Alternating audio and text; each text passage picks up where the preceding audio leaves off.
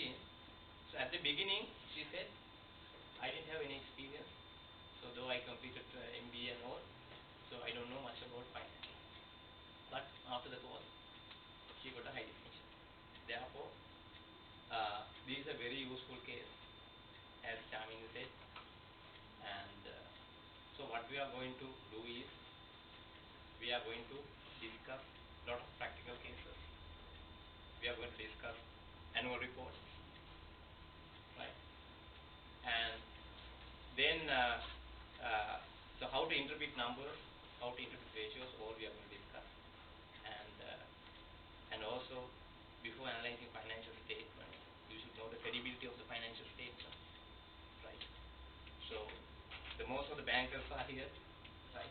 Before analyzing financial statement, you should know the credibility of the financial statement. You need to assess. Otherwise, you know financial statement analysis, but you use the wrong document and interpret and make decisions, then you will end up with wrong decisions. Therefore, we explain that as well, how to identify if there are manipulations in financial statements and all. So therefore, as Sanjeev said, interact in this class as much as possible, right? Normally at the beginning of the class, I say, so as Kapila said, 40% marks for the assignment. So out of 40 marks, I want to allocate 5 marks for those who interact in the class. So I said this at the beginning of the class, sometime back in one of the class. And after a few weeks or a few months time, I had to say, so if you interact too much, I had to cut 5 marks. Right? Therefore, so I don't cut marks if you interact. So interact as much as possible, and especially in an online environment, right? So without interaction, it's very difficult. It's very difficult. I don't know whether you know. I don't know whether you understand. Right? We can't see your facial expression. So we can't maintain our eye contact. Right?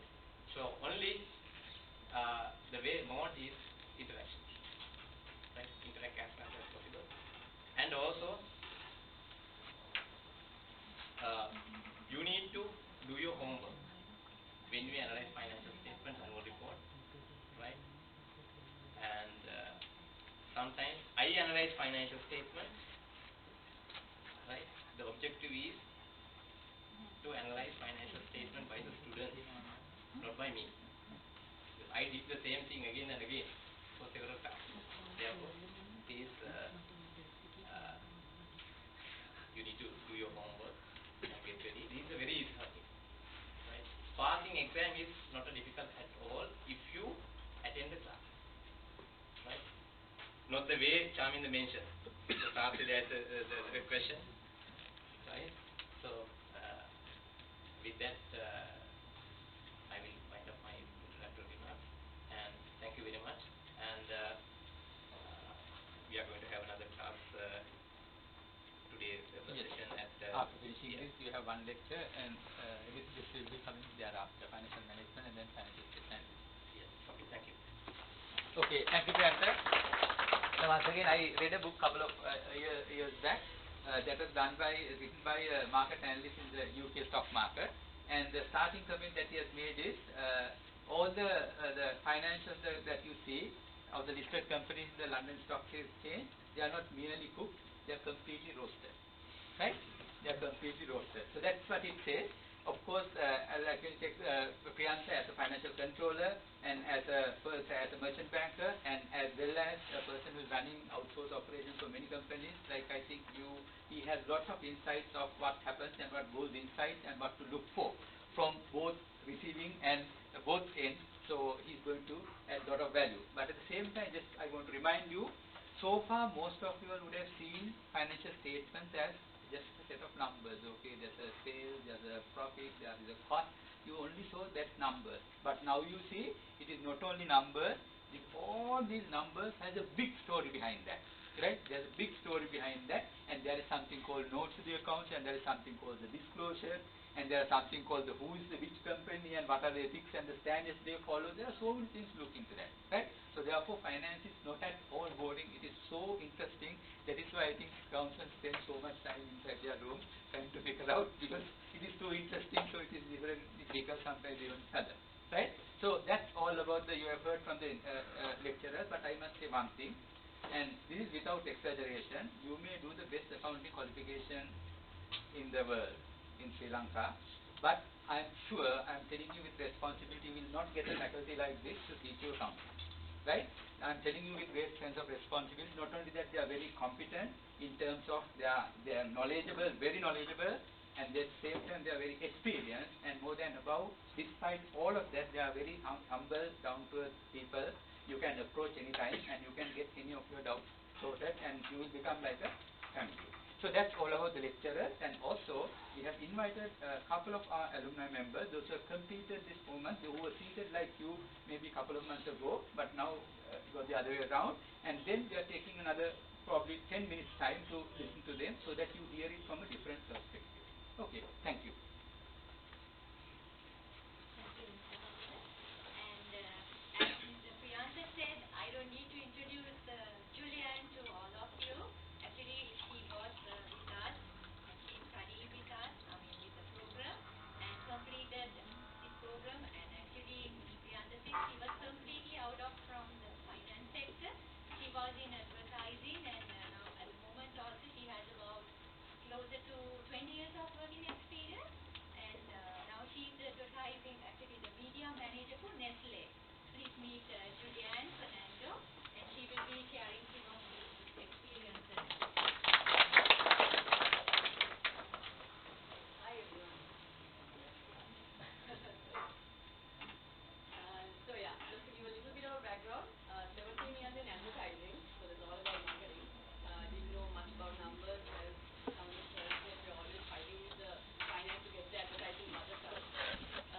Then I joined Nestle, and Nestle being a PLC, I think the second day of my job, my boss took me to a finance meeting, and there they spoke about the P&L, the profit and the loss, all those figures, and I really kind of got a little, because going from advertising to a corporate like Nestle, I figured, okay, I have to brush up in some of my financial discipline if I wanted to go up. And I noticed that most of even the marketers there had to know some of at least the basics and how you would approach in a financial meeting. So one of my teammates who we did our MBA, even though he was he was working in a bank, he was an IT background. So both of us decided, okay, let's join CMA and see. I think the first day of the lecture, of course, I just scolded him saying, why did you drag me into this thing? But to be honest, it was an amazing ride. Like I think most of the points the lecturers have said, but from a student point of view, I can tell you, from the beginning, just give your passion and your commitment towards the class like they said. Just don't miss the classes and be in that mindset of learning, and believe me, they do miracles.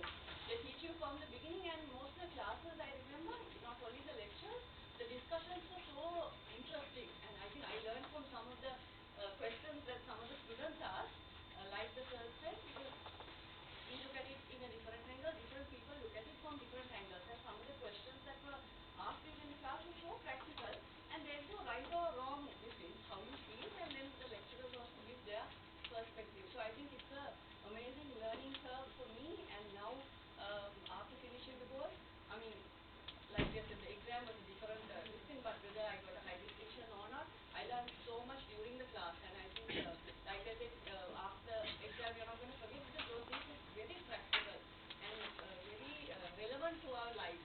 So I think it's an amazing course, and the other thing is the academy itself, I have to tell in a personal level that they are very helpful and very supportive in anything that you need. So this kind of becomes your second home other than after your office also, because they are so supportive in everything that you do. To take that opportunity that you have this, whether it be online or class, and I just want to tell you all to give your commitment towards those 6 months, and you will see results. Thank you. Okay, thank you, Julianne, for that advice. I think, like it has been continuously told, now she is a very good example and marketers, because we use all this Kabadillo, whatever that your different perceptions, it is very easy to empathize with finance once you get to know the numbers. So thank you, Julianne, for giving sharing your experience with us. And then we also have another individual who is going to help us tell you about the program. Thank you, Mr. Kapila. Good morning to you all. I would like to introduce Mr. Kedishwaran, who is professionally a banker. He is employed for HNB for past 25 years, and he is currently holding a position as Regional Credit Head for the Northern Province. He's here to talk to you all, to share a few words about his experience, what he gained through this program. So we would like to call upon Mr. Kedishwaran to share some words. Thank you, Shivanti. It's honestly a privilege to stand in front of you all, and especially these big intellectuals to speak few words. You know, I did my banking, so after my banking I was thinking what to do next. So I just came to know about CMA Australia. I thought, okay, let me go and do something. Purely my intention was to get a title. So I walked into, I contacted CMA Australia, Academy of Finance, and I walked into this small institute, but later I realized it's very much full of knowledge. It's rich in knowledge. At the end of the course, only I realized how good this course was. And the contents, I must say, is very much nicely designed. In a way, it's much suitable, especially for bankers, and I am really benefiting what I learned now.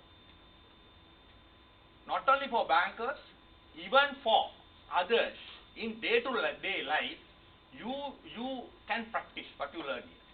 The contents are, compounding interest, about annuities, about WAC, about share valuation, about bond valuation. So sometimes as bankers, even if a customer walks in, we do not know if a customer has how much, if we want to, as an investor, as an investment advisor, we can't advise him. We find it difficult until we came here. We have to go to Excel, put the equation. By the time customer will lose his patience. But with a click of a button with the scientific calculator, we can simply give. And you feel very knowledgeable after studying this, and you feel very confident as a leader. Whenever you go to your workplace, when your subordinates are struggling with issues, you can simply solve, because you are technically more knowledgeable. This is what I saw in this course. Not only that, this institute is one of the efficient institute, I would say. I am doing my other studies. Those institutes are not efficient like this. Immediately after the COVID, it was on a Friday. The curfew was declared. Our class is supposed to be on Saturday. But I was still wonder, the following week, either on a Tuesday or Thursday, we had our classes. The classes continued without any interruption. Otherwise, we would have achieved these qualifications after 3 or 4 months back. Time is money. We learn about, Mr. Sanjay Gurugay says, interest is price of money. So, this is also, time is money. So, I felt in that instance, the other institutes was thinking whether to go online, whether to go physical class, still decision is not being made even. But Mr. Kapila, I must thank for that instant. He immediately made a decision, immediately everyone was brought into Zoom, and we studied together. And the lecturers, I must say, even Mr. Chaminder, what I learned, yesterday was I applied, before coming from Batticaloa, the dollar function in Excel, right? So I was very happy when my colleagues were struggling, and I said, what is this? They said, come here. And I told them, do like this. So thereby, we are more respected, and they accept us as I mean, as good leaders, to be a leader, though you have leadership skills, still you need knowledge also and experience. So that this CMA Australia has given us. And Mr. Sanjeeva Guruge, I must say, is a wonderful lecturer, as Mr. Kapil also said, with multi-talent. And you can ask any question. He will go to the maximum extent of explaining like a child, asking a question. And as he said, you know, the classes have gone beyond 9:30. Even break, he can't go for a break. Others have gone for a break. He keeps on answering our questions. And you know, other institutes, they don't allow us to on the video. They say you have to switch it off. You have to mute it. You can't ask questions. Only in the chat box you can ask questions. So I wrote a complaint to that. But here, it's not so. They want the active participation. That is what they are doing. But there, I would say, I mean, that active participation is not there. I don't know how that lecturers also. It shows how much they are involved in this program. And I must say, I mean, maybe in our Tamil it says the word, the name, the meaning of the name, whenever you call, it's carried on to the man, to the person. I mean, Sanjeeva Guruge, maybe Guruge is behind, he is a good guru, I think. Right? So, likewise, and these lecturers share anything they have, the materials. Some in other areas, what I see is they will not share all the material what they have. But they are not like that. They share whatever you ask, they'll share. And if I come to Mr. Priyanta, a very Priyankara person, right? So he is very humble, and whoever asks questions, since we are professionals, he won't let us down during the program time. Even if you ask a wrong question, he'll say yes, it's correct. Right? Because he don't want to let you down in front of others and embarrass.